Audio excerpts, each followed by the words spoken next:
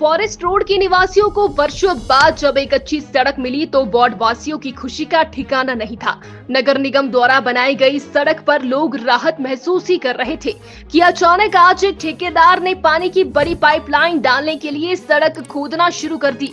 स्थानीय लोगों ने जब इसका विरोध किया तो मामला गर्मा गया और मौके पर जमकर हंगामा हुआ। स्थानीय नागरिकों ने वार्ड पार्षद ईशा सूद और मेयर को इसकी जानकारी दी। हैरानी की बात तो ये रही कि वार्ड पार्षद को भी सड़क खोदने की भनक तक नहीं थी। बाद में सामने आया कि आईपीएच विभाग के आदेश पर 3 अलग अलग ठेकेदारों को 3 बार इस सड़क को खोदने का काम सौंपा गया है। ये सुनकर लोग दंग रह गए कि तीनों ठेकेदार अलग अलग समय पर आकर एक ही सड़क को तोड़ेंगे और पाइपलाइन बिछाएंगे। क्या सरकार के पास पैसे बहुत ज्यादा है जो एक नई बनी सड़क को बार बार तोड़ने की अनुमति दी जा रही है? पूर्व शहरी कांग्रेस अध्यक्ष अंकुश सूद ने तीखी प्रतिक्रिया देते हुए इसे जनता के पैसे की बर्बादी बताया और कहा कि जब तीनों ठेकेदार एक साथ पाइपलाइन बिछा सकते हैं तो अलग अलग टेंडर क्यों?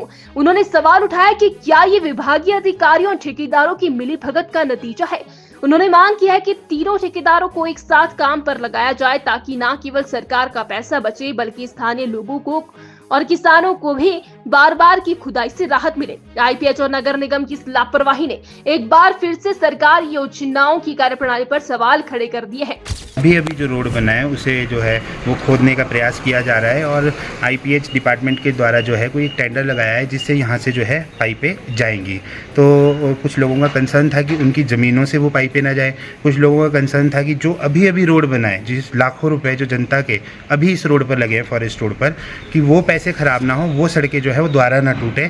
और जो सुविधा से वंचित थे इतने समय से लोग, उनको अभी पिछले 5 सालों में यहाँ पर जो इतनी अच्छी सड़क बनी है उसको फिर से तोड़ा जा रहा है। तो लोग बड़े परेशान थे। इसके लिए जो आज यहाँ पर जो है सभी निगम के भी आए थे, मेयर मैडम भी आए थे और जल शक्ति विभाग के भी एसडीओ जेई साहब आए थे। और हैरानी की बात तो ये है कि जब जल शक्ति विभाग के एसडीओ साहब से बात की गई तो वो कहते हैं कि मुझे भी नहीं बताया कि काम शुरू हो गया है।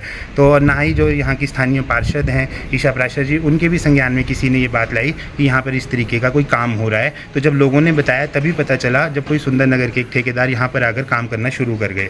बड़ी हैरानी की बात है कि एक तो जनता का जो पैसा अभी लगा, अभी जो है हाल ही में ये पिछले 1-2 साल में सड़क बनी है।